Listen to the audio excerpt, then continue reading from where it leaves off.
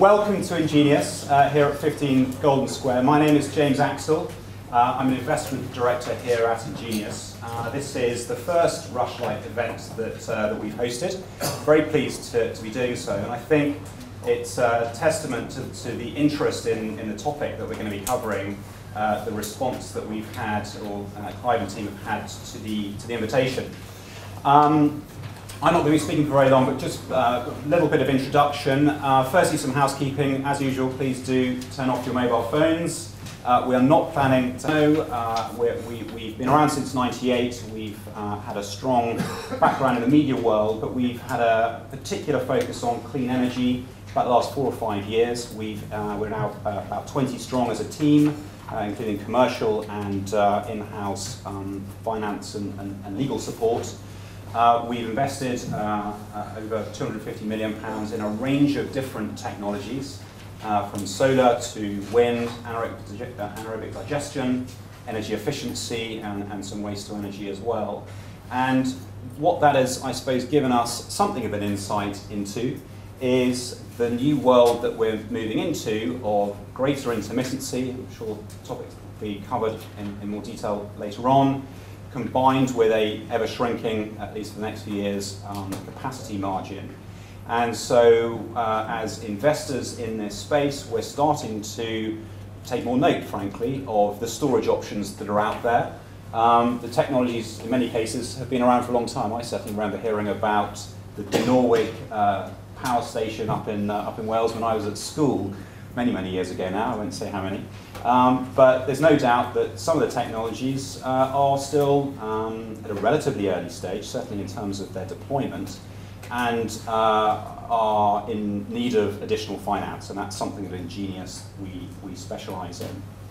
I was reminded of the sort of topicality of the importance of storage in an ever-increasing solar world over the weekend when I was reading about the Philae lander, I think it's pronounced, which is sitting there, I don't know how many million miles away, dormant. All the instruments are dormant because it's managed to land itself, ultimately, in a shadow. And therefore, it's used up the energy that it was able to generate and store initially. Obviously, wasn't enough. And now hoping that in due course, when it moves nearer to the sun, it will be able to reactivate itself. But apparently, the lander itself was named after an obelisk, and that obelisk was used to help decipher Egyptian hieroglyphics. So with a bit of a weak link, I'm rather hoping that our speakers tonight can decode the hieroglyphic complexity of the storage world. And with that, I hand over to Michael, who's here, who's going to introduce the speakers more formally. Thank you very much indeed. Thank you, James.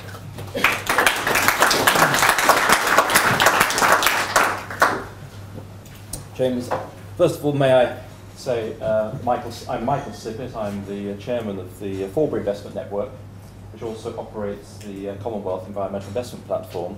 And I'm delighted to say that for some years, Clive and I have enjoyed collaborating to put on events like this, and they've been an enormous success. Yet again, this evening demonstrates the huge appetite for knowledge about what's going on and getting the best expertise that you can.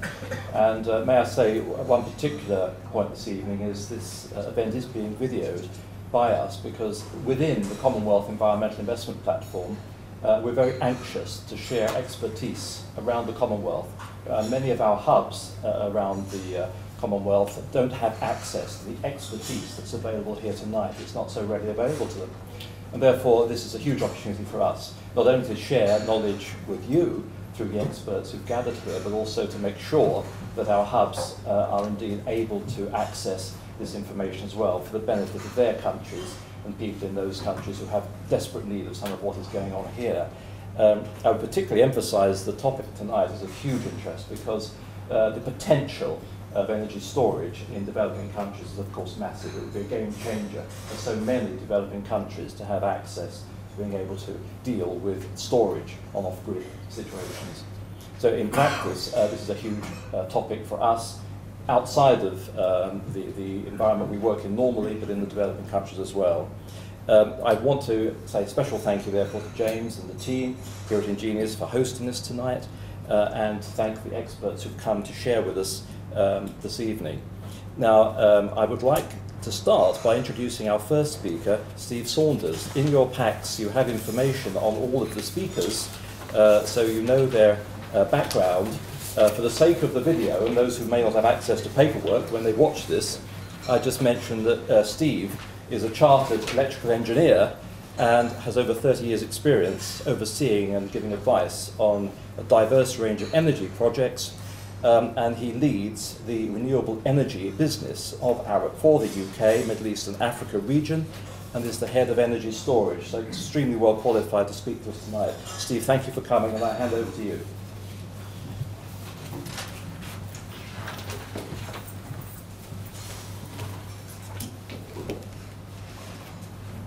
Hi everybody, thank you for the introduction.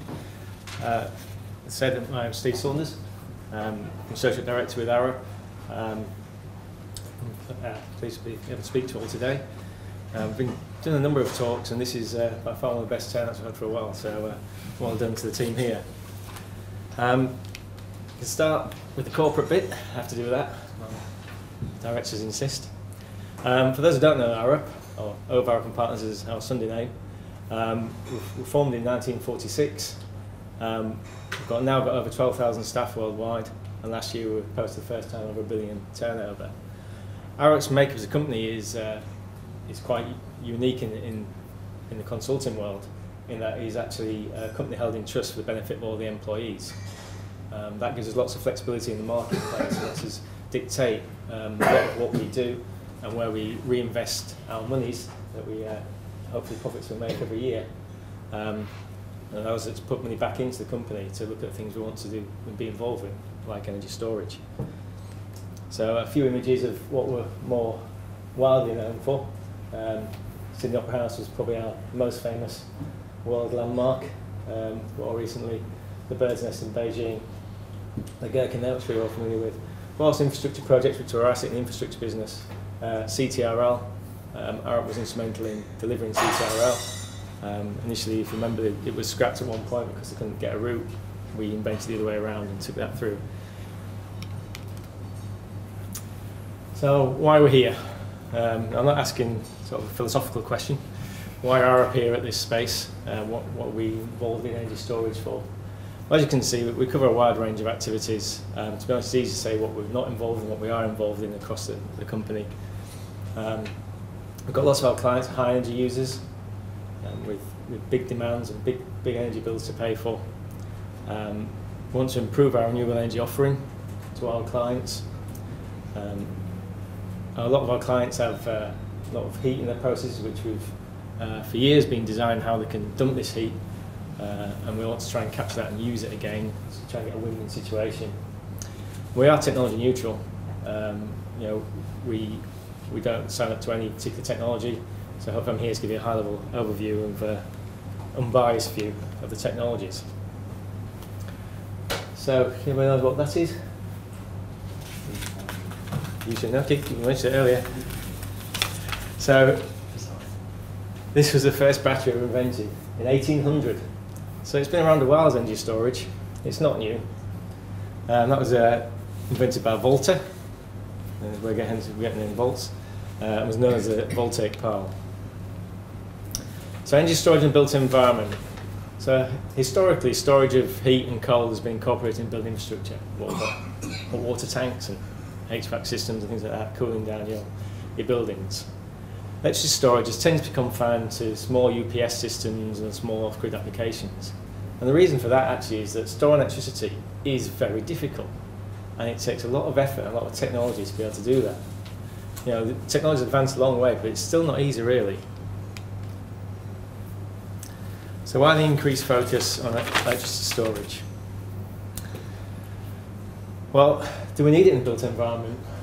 It's currently not really deployed at massive scale all over the world, but the way we're generating electricity, the way we're using electricity is changing. There's a shift to decarbonise electricity markets on a global scale, not just in the UK. So a change in vehicle use. Electric vehicles are coming, we keep being told. We expect to see them very, very soon. The way we transmit and distribute our energy will be used much more smartly.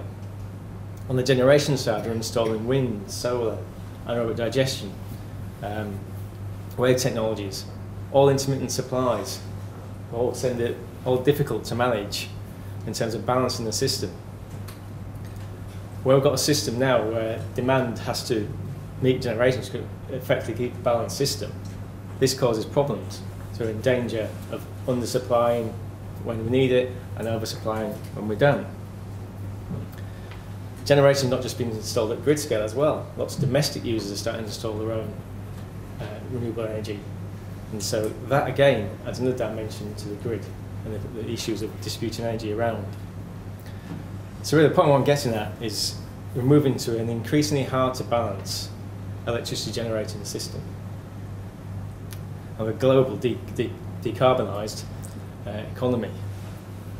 Energy storage is part of the collector that can help solve some of those problems.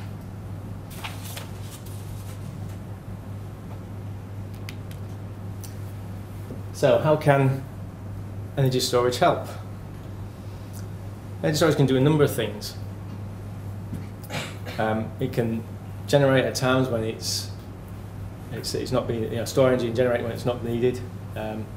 Intermittent generation controlled and stored, so it solves that problem. Used when it gets put out when it's most needed. At times, extreme demand, fossil fuel peaking plants are currently brought online to manage that. That's quite an efficient way of using those plants. So, storage can help as a large-scale reserve capacity that can be called upon should the system generation fail. So again, can smooth out the systems and maintain frequency voltage drops so smaller systems can pump a lot of energy into the system over milliseconds so you don't see the lights flicker as this screen keeps and it can mitigate system congestion. So when these peak periods come online, currently the system is designed for peak demand because it has to get all the energy there. If you've got storage on the system, you don't have to design for peak. You can just peak lock those points out. What's important to remember is that with both system is that it sort of needs all those to make a financial model that works for the energy storage industry currently. So, where can we deploy electricity storage? Well, as you can see from the image up there, it pretty much can fit anywhere. The key question is where's the most beneficiary? Everyone sort of in the industry is really, grid scale. We've got to an aging grid system that needs replacing. Clever energy storage could reduce the need for that or certainly mitigate it, potentially saving UK PLC billions of pounds. But even all the way down to your domestic arbitrage, you will start seeing domestic customers change the way they use electricity and the way they apply it. Smart grids coming in, people will get engaged much more with their electricity use and use the systems that they've got to make it much more cost effective for them.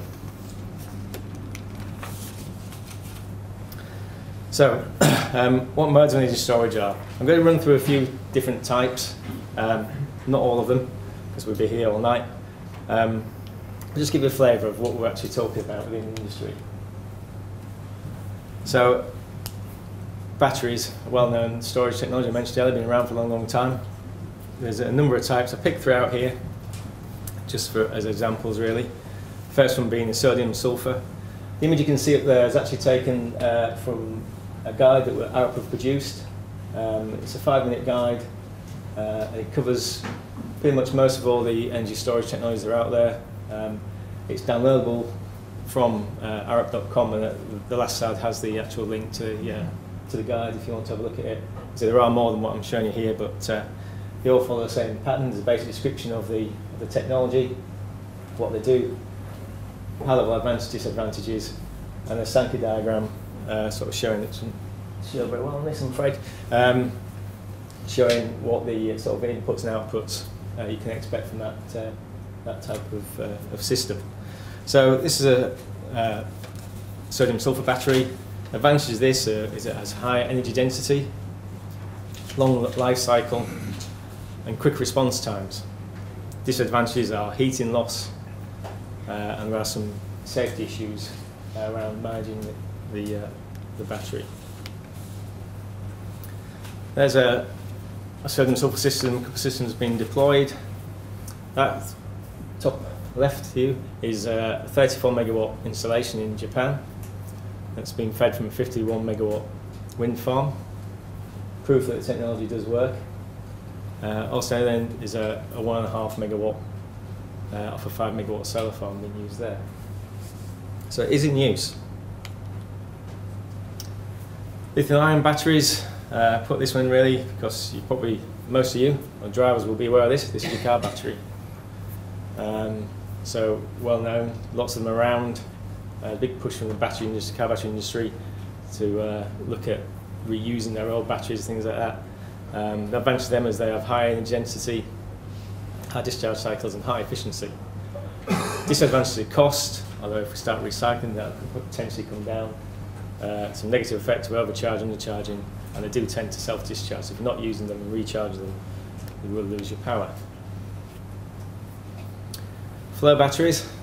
I'm looking at here so I don't get shut down. So these are effectively a battery using liquids to charge. Battery principle, but using liquids instead. Advantages are it can withstand high depths of discharge, so you can bring down very easily. Large numbers of cycles, virtually unlimited capacity. Very extendable, as you were saying earlier. Disadvantages are low energy density, not commercially mature.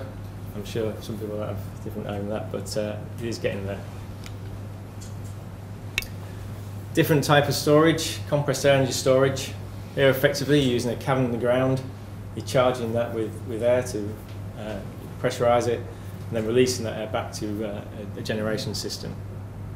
It's important to remember, and it's a question that I often get asked, you know, when they start saying, oh, we're doing some energy storage projects. First question some people say is, how much does that generate? But it doesn't. Energy storage is a vector. There are always losses in every system. Whichever one you're using, you are losing some power. So you've got to stack those up when you're looking at a system. So the advantages of compressed air and energy storage systems, it's got very rapid startup times. With this release of Arup, it can start generating. It's a mechanical system, extremely simple. Well-known technology to UK PLC and over the world. Has a longer asset life than technologies such as batteries. Batteries tend to degrade over time, have to be replaced. This is just technology, pipes, pumps, etc. Disadvantages are it requires fuel, i.e. power to generate the compression in the first place. There's relatively low efficiency. Of course, you've got to have a good cavern to store it in, so it can be geographically constrained, although some are looking at above ground storage systems. In the States, there's quite a lot of compressed energy storage going on. This is one that's been applied to a 50 megawatt wind farm in Colorado. Liquid air energy storage, another technology. This basically similar to the compressed air, but this liquefies the air, or liquid nitrogen you can use as well. Again, store it when you need it, store it to when you need it, and then release it back in. Advantage of that is that it's tanks, above ground tanks. It's fairly standard technology. Liquefaction plants are used by lots of industrial partners. It's got a global supply chain for the parts. It's not well that, and it's unlimited by the feedstock, the energy vector. Disadvantage are it's lower efficiency unless you can use waste heat to increase the efficiency on it. And technology, it's not currently demonstrated at megawatt scale. There is a demonstration plan at 280 kilowatt, but it's not been scaled up to megawatt yet. And the pumped hydro storage systems that everyone knows, I throw this one at the end just so people know as it is still around. The obvious advantage of this is it's mature, large-scale technology. People know that. Everyone's heard of Renewables. It's large power and energy capacity. It's got quite a fast response time. Disadvantages are the obvious one. Geographically constrained. There's not many mountains in London that could hollow out. And generally, mountains do tend to be away from energy demand centres. However, it is the most widely used one globally at the moment. And so typically that you need obviously need an upper and lower reservoir to make that a viable system. Just go off a little bit, slightly smaller scale stuff. Flywheel technology. Again, a very simple concept. Most people understand what the principle of a flywheel is. The advantages are it's very rapid response time. It's an effective way of maintaining power quality, so at that lower end, when you get a slight dip in the system or whatever, you can fire in from this and it will smooth out things for you. It's virtually limited number of charge and discharge cycles. Disadvantages are variable speed of rotation when it's energy extracted, so you're not necessarily going to get exactly what you want, and it's quite a high price. But again, in the States, there's been a few megawatt scale installations done with that, and they're having some issues. So this little chart sort of demonstrates roughly where the various technologies are around and what sort of what's the level of maturity of them. You can see from that the width of the bars demonstrates the storage capacity. And you can see along the bottom is the power rating. So you can see if you want just a quick burst, the supercapacitors, hydrogen storage at this end is the one you're looking for. Big long-term output if you're heading up towards a pump hydro at the top right there.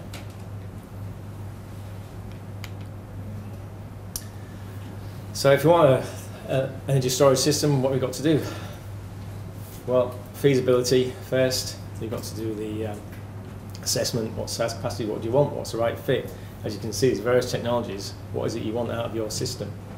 What you're trying to achieve. Once you've decided that, move on to development, do all environmental studies, check out what the economic valuation is to you, detailed design, and then move on into deployment, building it, and then evaluation afterwards in terms of the maintenance costs, are they correct, is everything happening as it should do.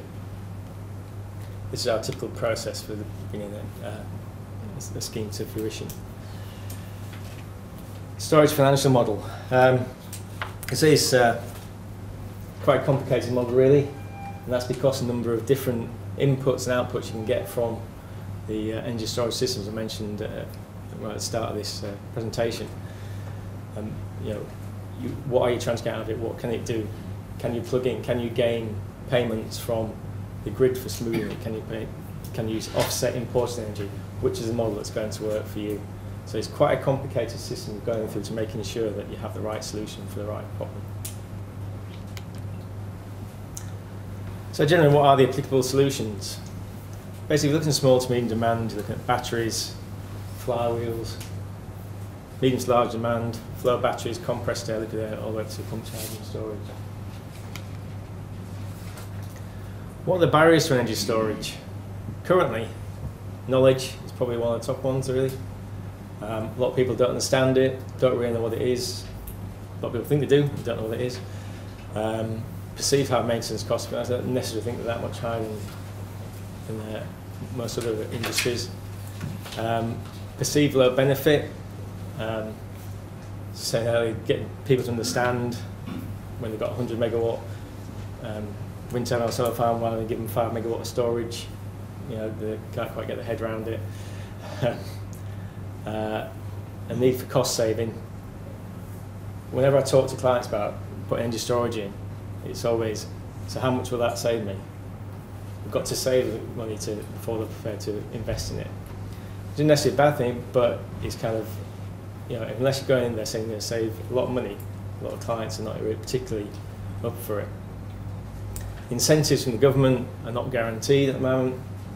The latest CFD pointed towards energy storage, but didn't clearly say what the incentivisation may be. And ownership. You can see from the earlier slide, it can be deployed in lots of places. Who owns it? Who's going to get the benefit from it? Why should I do it? Why can't grid do it? All those arguments are still raging on. So design for energy storage, you need to make the physical space for it. You've got to adapt design to suit quite often. Integrating with existing architecture is quite often one of the challenges we have to face. We're trying to squeeze it into something else that's being done. It's quite often an afterthought. If anybody's thinking of building an energy to waste plant or anything like that and wants to look at energy storage, please talk to me before you start building it. It's much easier to incorporate energy storage before you built it. Other factors mentioned the policy, government policy, ownership education, and public acceptance. there's not a lot of public knowledge being pushed out there really to the general public about what this is. And you go into some housing estate and say you're going to build a big battery energy storage system, people get all sorts of strange concepts about what this is going to do to the local air emissions, etc., and all sorts of things. Radiate the kids as they walk by, things like that. So we really need to up the ante on what the public understand about energy storage. So, in summary, storage is a complex development. A broad understanding of many issues is required. There are multiple technologies, each with their own sweet spot and their own disadvantages. There's an increasing need for storage as we move towards a decarbonised economy, and it places more strain on the existing system. Energy storage can meet the changes of the demanded by the global change, but time is now. We need to be doing this now. It's no good waiting another 10, 20 years before we start deploying this. As I said, storage has many benefits, and that's part of its issue, to be honest. Sometimes I'm talking to clients, not quite sure what we're selling them. Are we selling them a smoothing system, we're selling them a storage system, we're selling them power generation? So it's got a bit of an identity crisis at times. But that gives you many revenue streams, which can be an advantage and can make systems viable for investors and companies to deploy. Thank you.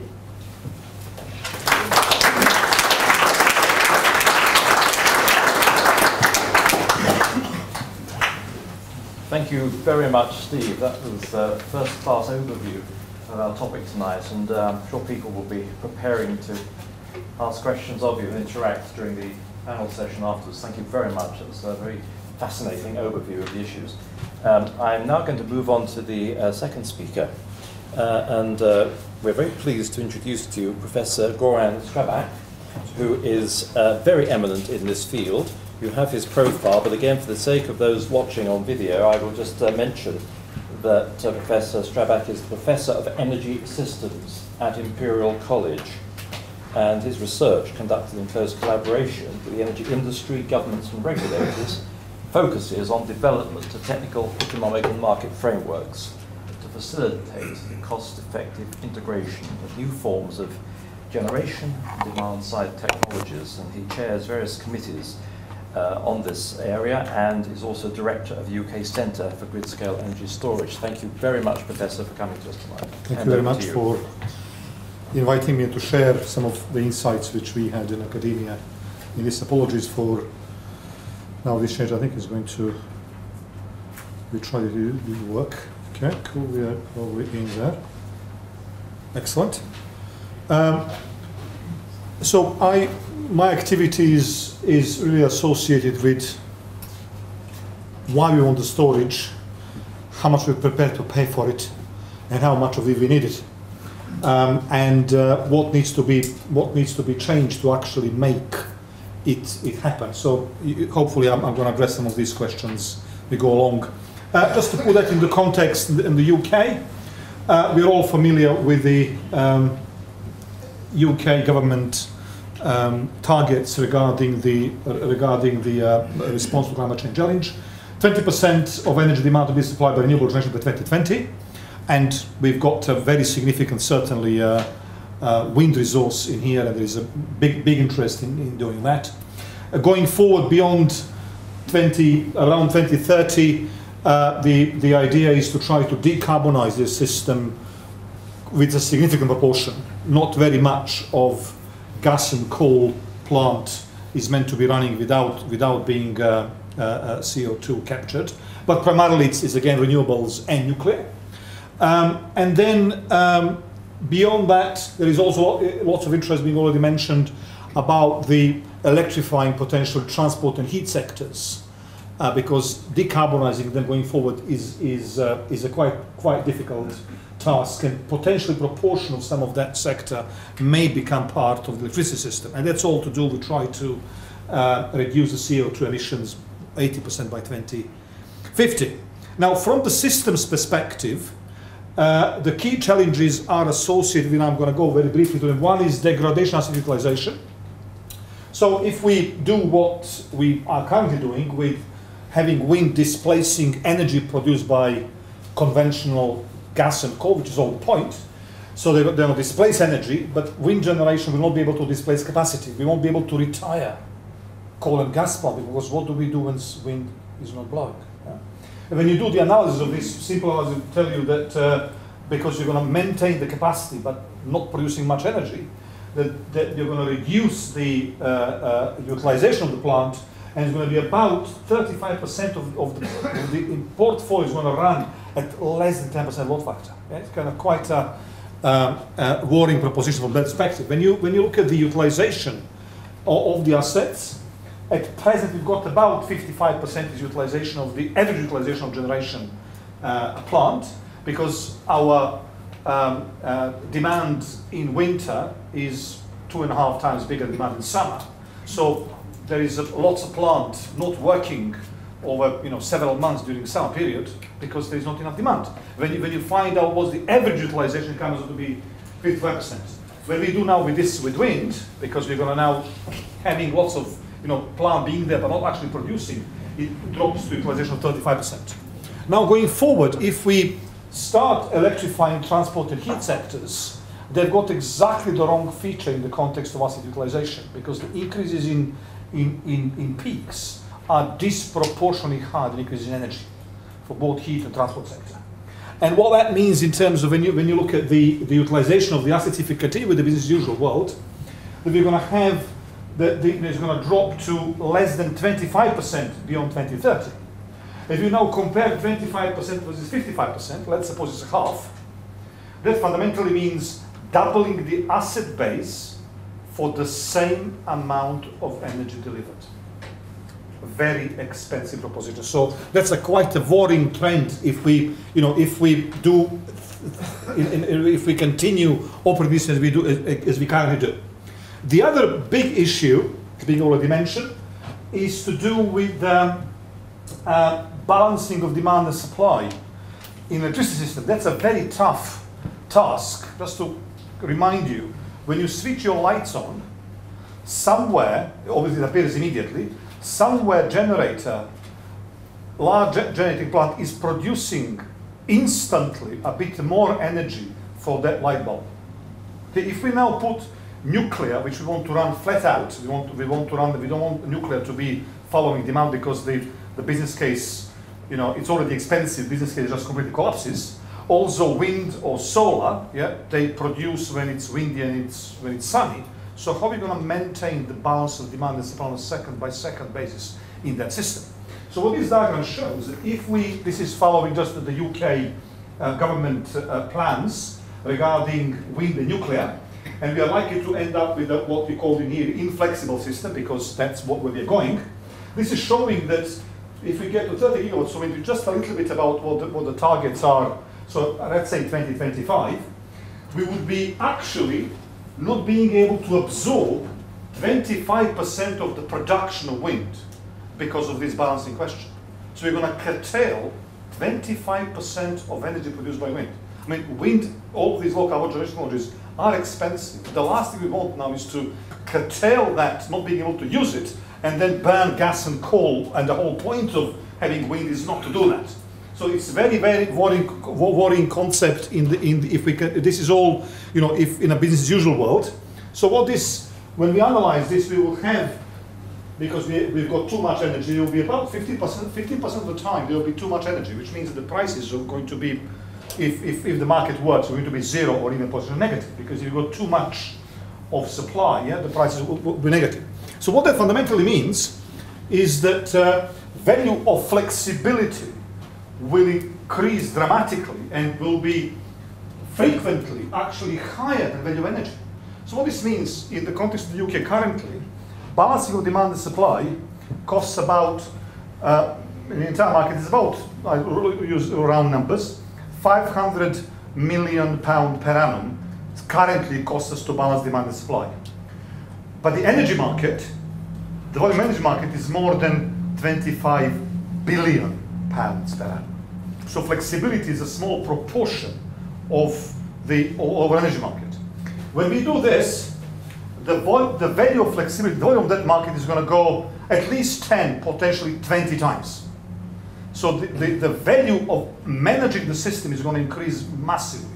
And that's where, and this means, for example, if we've got too much when we are curtailing wind, then the value of energy is beginning to zero, but we still need to be able to balance demand supply in real time. So the flexibility will be in fact more valuable than energy lots of the time.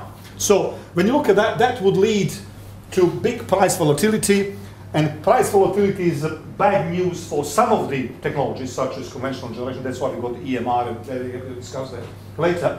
But this volatility is in fact great news for technologies such as energy storage, demand side management, or interconnection. This is exactly what you make money from if you go that technology. That's why this technology is going to potentially be incredible. And I'll give you analysis in the UK case. So just to summarize this a little bit, so this is the asset utilization which I mentioned. We're going to go from 55 if we continue what I call here business as usual, as we do currently.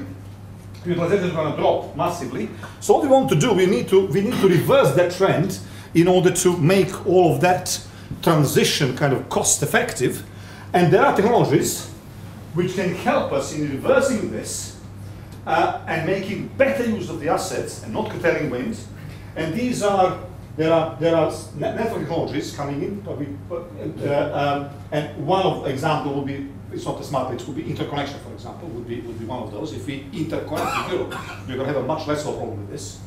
Demand side response, this is managing our demand. Storage or more flexible generation are technologies which could potentially help with reversing this trend and helping us to evolve into this lower carbon future at efficient costs.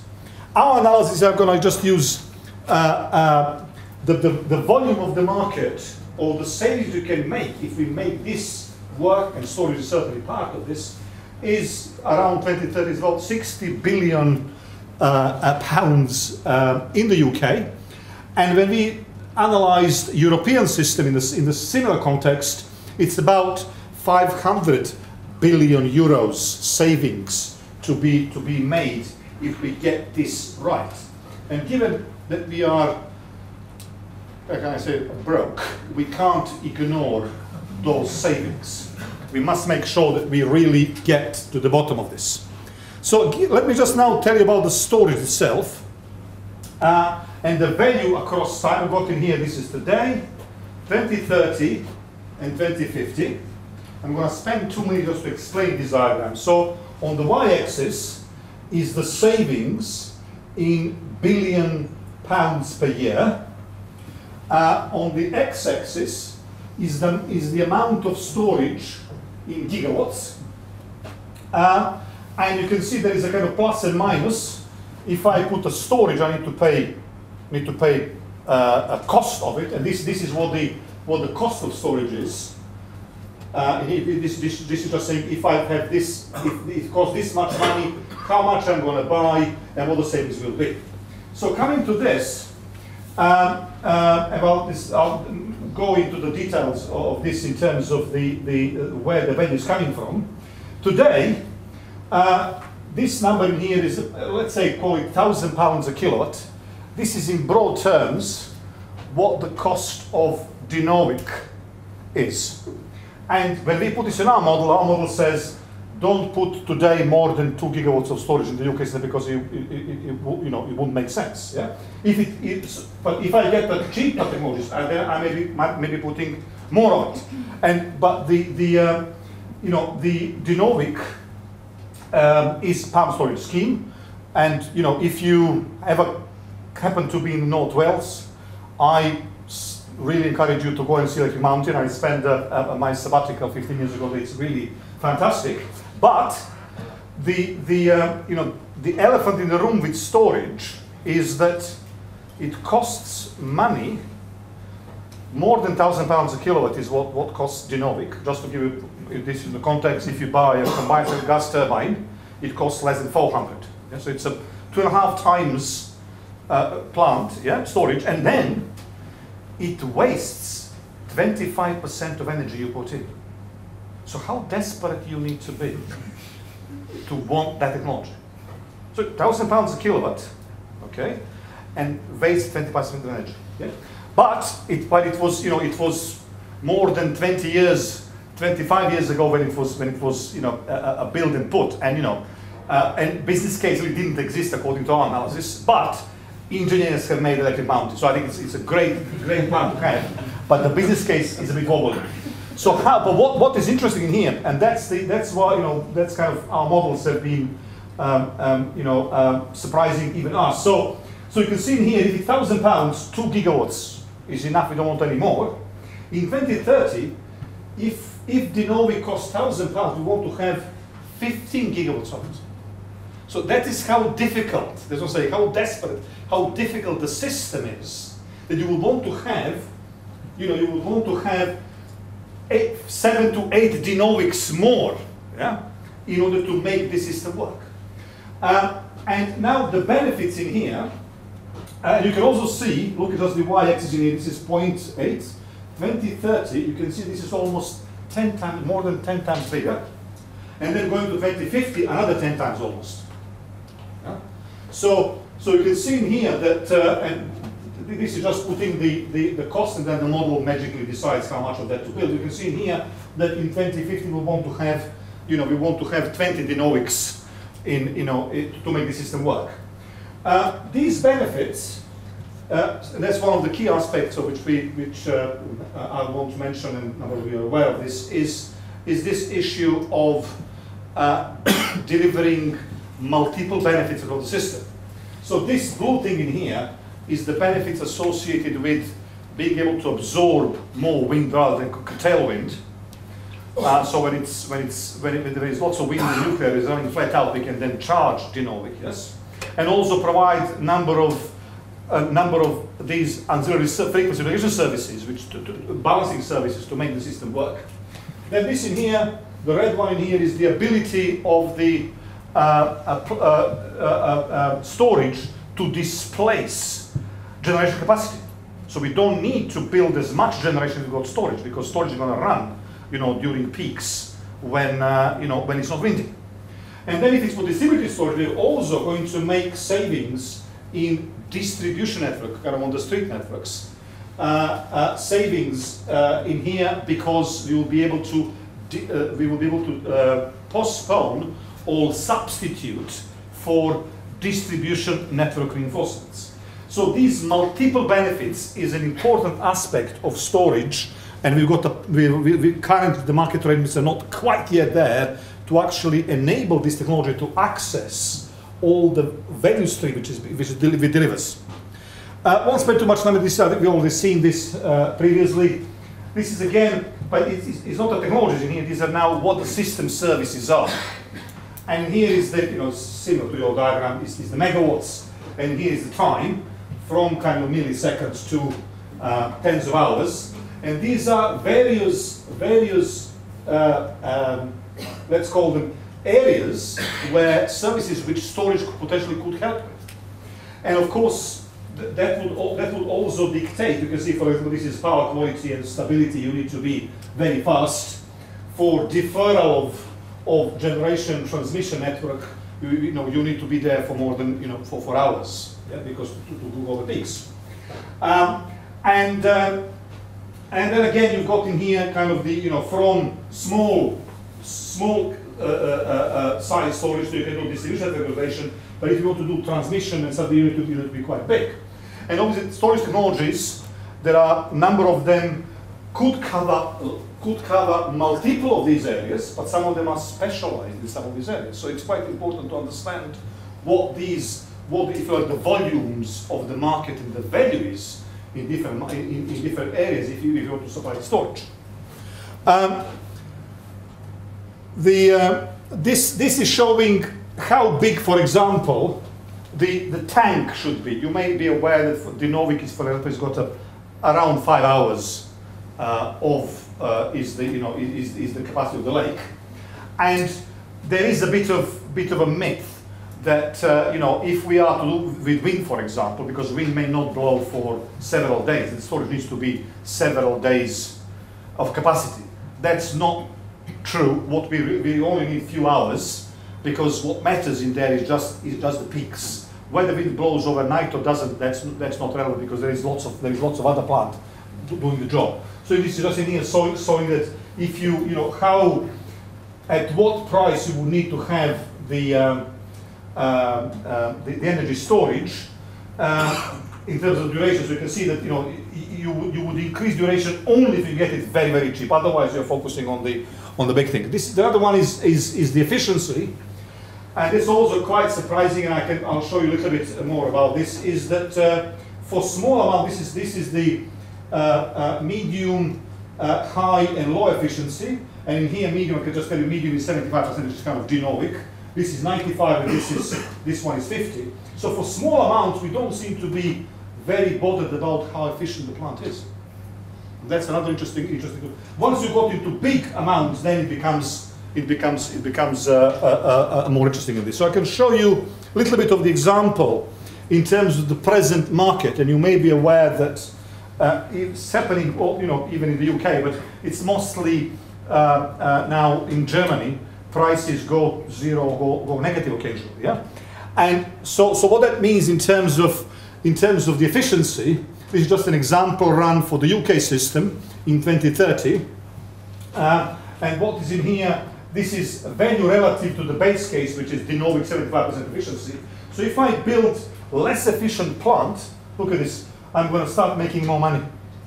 And that's because, this is obviously a wrong thing to do, is this to do with the fact that at present, when we curtail a renewable generation, which are on the the CFDs, kind of differences, then the prices go negative. And if the prices go negative, if you got stuff which wastes energy, you get paid. Yeah? So that's what the kind of present. So there are people who some of these technologies are not that very efficient. My colleagues tell me, Goran, we can help you with this. Don't worry about that. That's good. But if we, and this one is showing that if we don't have negative prices, is still efficiency in the relatively small amounts of storage is actually not going to be critical. We want to have this because this is all to do with prices going to zero. This is a bit of a UK problem, just to say that this is probably too technical for this conversation. We need to make the system work, we need to maintain the balance of demand and supply pretty tight. And one of the important aspects of making that work is what's called inertia. And given that the wind generation and photovoltaic generation, they do not have anything which is actually, there is no mass behind that plant, unfortunately, that's how it is. Although wind could potentially deliver, but current design doesn't allow this. So when we lose a very large generator, size will be in the UK, we would then need to very quickly, you get 13-20 megawatts difference between demand and supply, and you need to compensate for that within several seconds. Otherwise, we might get blackouts. Now, if you've got lots of wind and PV, and what helps in here, there is lots of generators actually rotating, so there is lots of mass. So if we lose a big plant, then these generators slowly slow down and release kinetic energy. But wind and PV won't do this. And what our analysis suggests, and this is all done with correlation national grid, that at present, the value of flexibility, it will be, this is again about £1,000 a kilo we're prepared to pay. But where the UK is going, this value is going to increase more than 2.5 times. So the stuff, the flywheels, which are very expensive, potentially become relevant in this world. I just want to mention there is some of the technologies which are particularly battery technologies. We've got a problem with the lifetime and degradation. This is just to show from our modeling, we've used this. This is just showing two different in different sites. This is distributed storage. This is a bulk storage in Scotland. So these are hours. So it's about a couple of weeks, and this is a state of charge. You can see this one is charging and discharging on a daily basis quite in a quite big fashion. And if you analyze how these technologies behave, if you put some of these battery storage to do this, to be doing discharge and charge quite heavily and aggressively, you would destroy them in several years' time. And here they are competing against cables and transformers and generators, and this stuff lasts for 40 years. And the question is storage able to do that? This one is in the same system. It's a bulk storage helping with wind. You can see it's quite different patterns. So, and what we've done here is a bit of analysis that if this effect would degrade the storage, we're going to install in fact quite less than what I showed you earlier. So dealing with it is quite an important aspect. And this is where when we do a little bit of discussions with people who are thinking about putting investment in here, and this is a diagram which comes out from that sort of discussion analysis.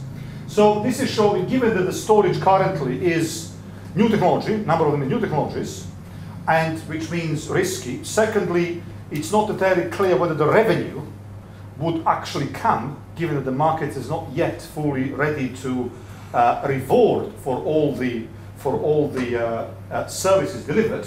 And when you talk to investors, they say, oh, this sounds expensive, and then discount rate goes quite high. So what this is showing, that if the storage costed £1,000 a kilowatt, which is our dynamic, if it was risky, this is 2030, we are going to put only what we've got currently. But if it's very well established and it doesn't degrade, we're going to be in here. So it's a massive difference. So getting the technology sorted and understand technology in here is critically important. Also, obviously, also the market side is important here. Now, how competitive is the storage? Because I showed you that there is demand-side response, there is interconnection, there is flexible generation, and these are competitors to storage. Yeah? And they also all see that these can come.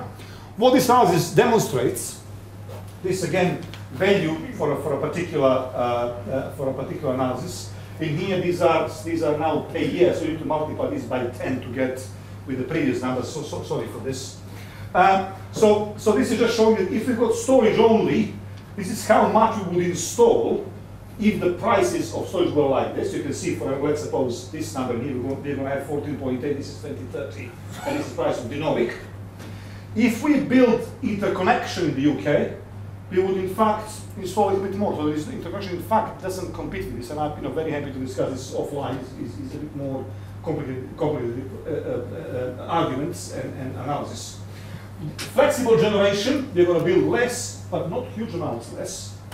But if you've got a flexible demand, if all of the smart metering and also commercial industrial demand become very active and providing this service, you can see reduces more than 50% the storage, because it's a more of a competitor to it. I think I will jump over this and stay on this one, which is the one of the key aspects of or challenge associated with market development.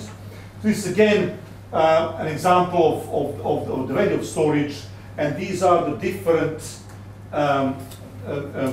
This is operating costs. This is generation capex. This one is transmission in the UK. This one is interconnection, and this one is the distribution network. So if you've got a storage device, it's going to bring benefits across all these sectors. But currently, these sectors are operated by different commercial organizations, and if I can be a bit aggressive, they don't talk to each other. So it's very difficult to see how, if you've got a technology which provides services across different sectors, and they can't really communicate, how you're going to actually access the value which you generate. And that is something which there is a lots of now developments going on to try to make sure that we change the market so it actually can facilitate that development, so that the storage technologies and other technologies can actually get access to the value which they generate. But if I only say, okay, you can only do this much, then obviously you are restricting the revenues, and therefore you need to be much cheaper to live with this. But if you can access all of these benefits, then it becomes, even with the present high cost, it becomes potentially viable. So summary, benefits of storage may be very significant. Competitive is fairly robust. So if we build interconnection, no, don't worry too much, but sensitive to demand and response. Series of conflicts, that's to do with the fact that storage delivers split benefits, what we call split benefits across the entire sector, and how we're going to make sure that we access that is to be understood and sorted out. Flexibility needs to be rewarded. Currently, the market arrangements do not reward flexibility. You really only get paid for energy in broad terms. And the proposals currently which are being discussed, in our view, are nowhere near close to reflect properly flexibility, which would be potentially a major barrier for technology such as storage. I'll leave it there. Thank you.